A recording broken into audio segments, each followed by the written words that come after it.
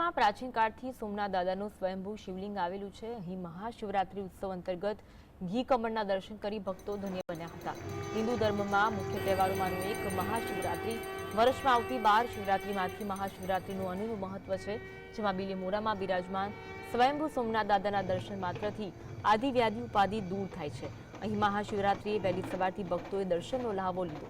મહાશિવરાત્રી રાત્રે 12ના ટકોરે ઘી કમળ શિવલિંગ ઉપર ચડાવવામાં આવ્યું હતું।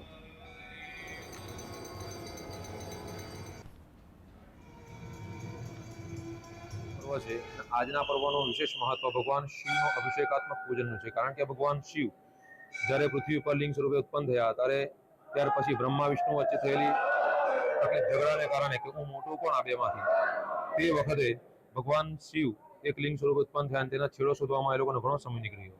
ત્યારબાદ જ્યારે ભગવાન બ્રહ્માજી જ્યારે ખોટું બોલે છે ત્યારે ભગવાન શિવ વિષ્ણુ પર પ્રસન્ન થયા અને વિષ્ણુ ભગવાને ભગવાન શિવની પૂજા કરી આખા જગતના પાલન